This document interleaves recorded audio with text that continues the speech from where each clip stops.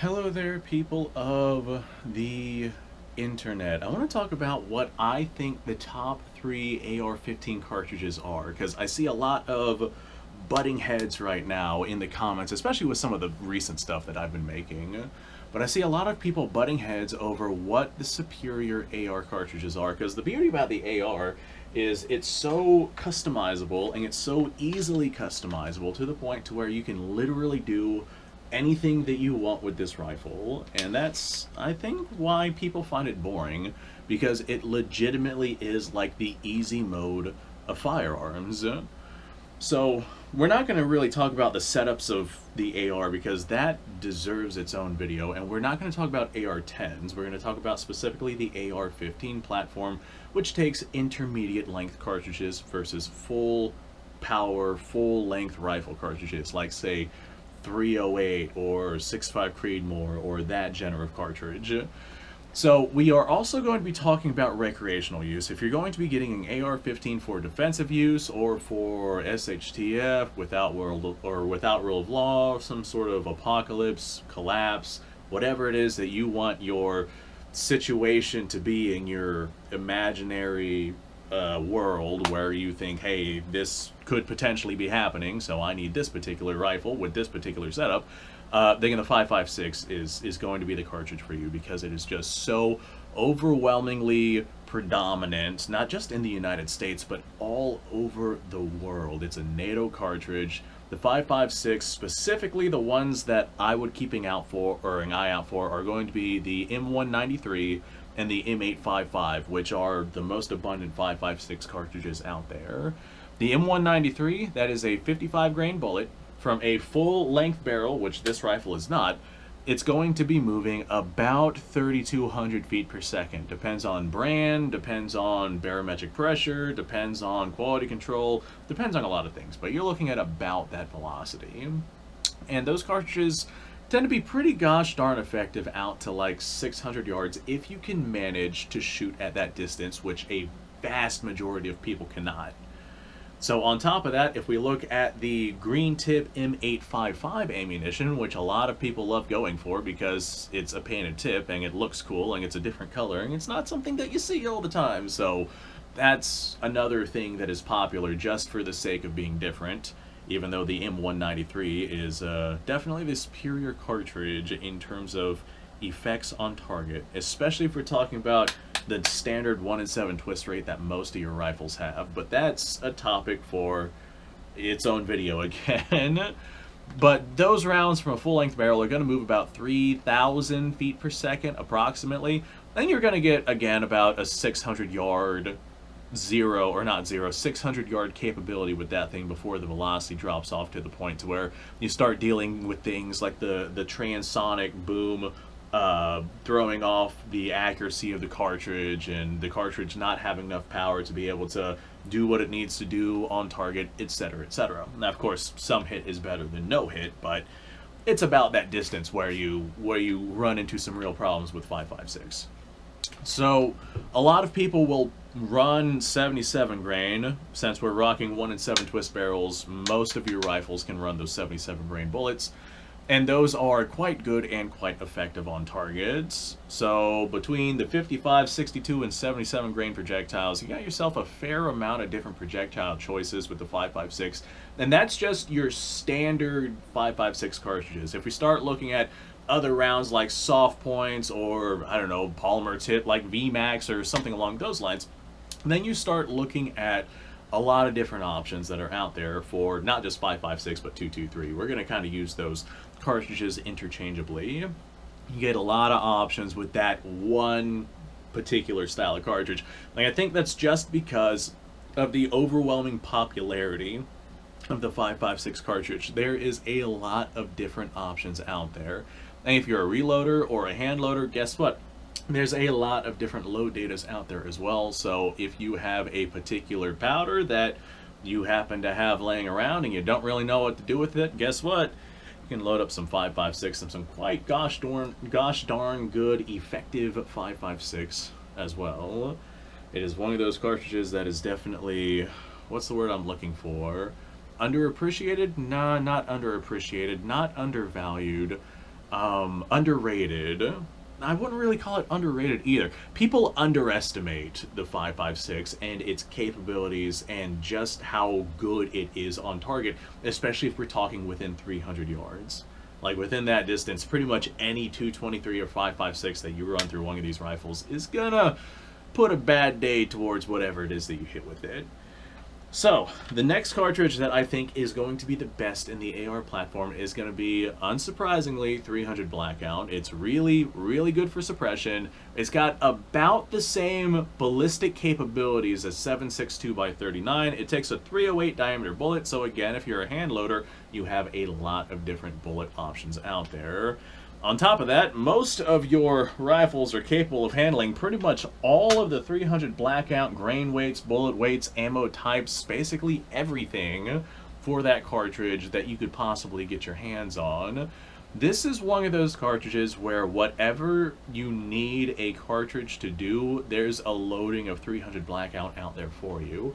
On top of that, with it being a 30 caliber cartridge, it's really, really easy to cast your own bullets for, because the velocities that 300 Blackouts normally get, you're not exceeding the limitations of what a gas-checked lead bullet can be able to perform.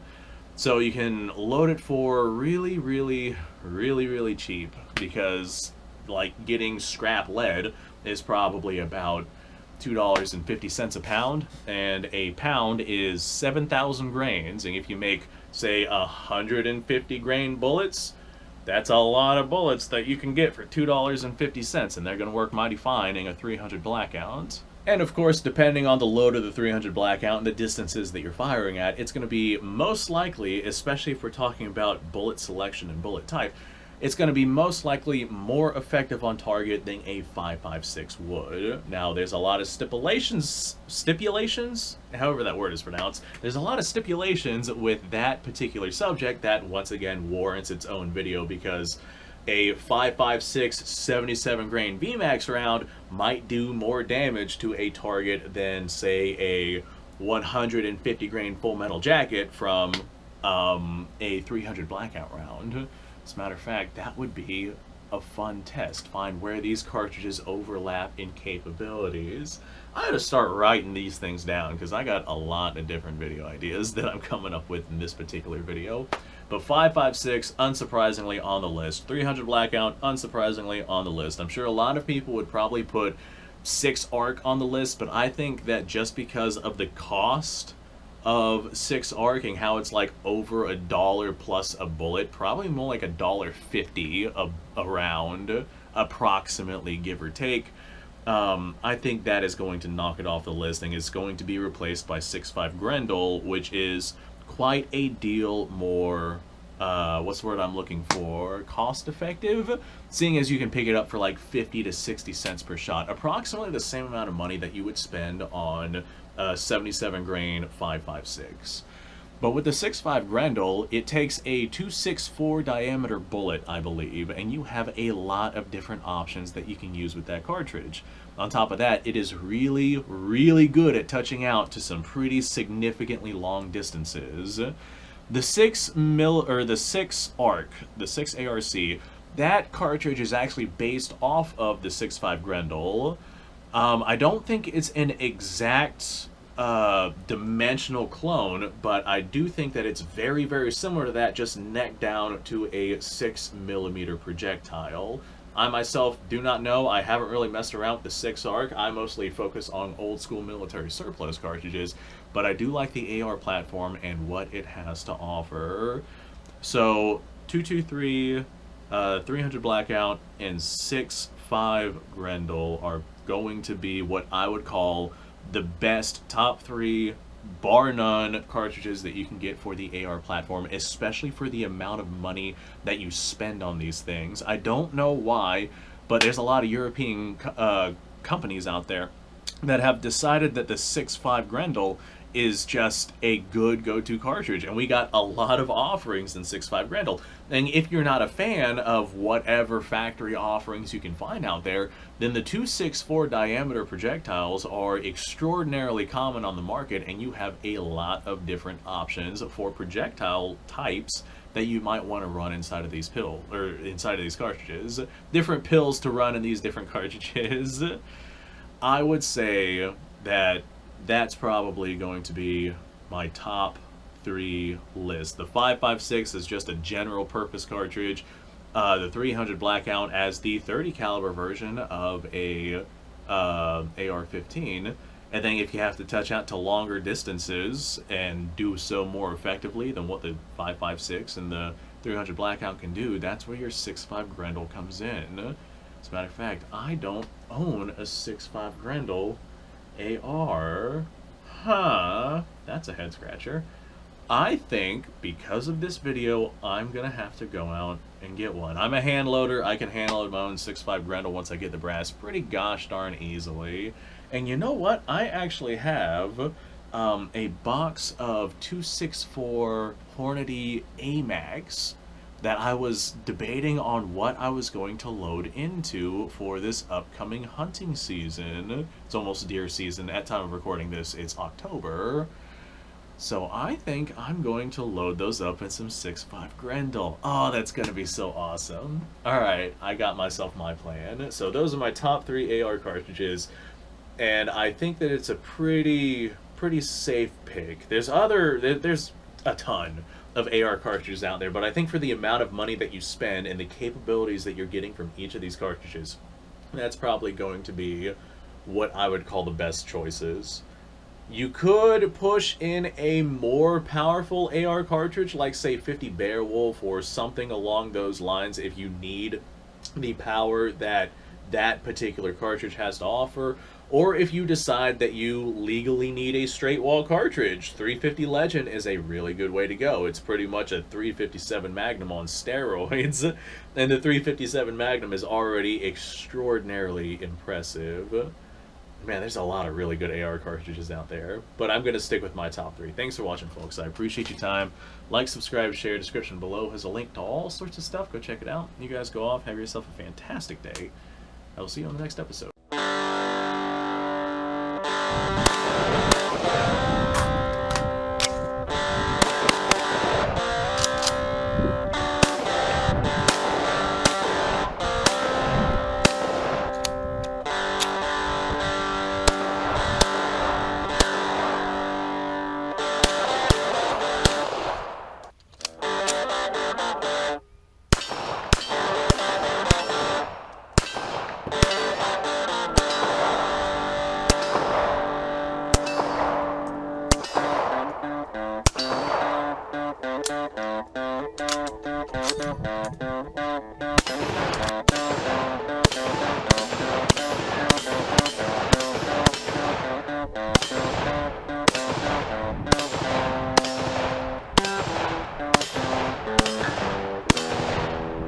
Been a little while since I've done this.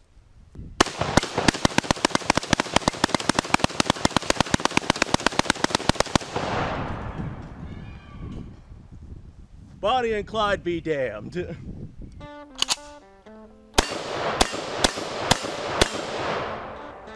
Poor man's Garrett.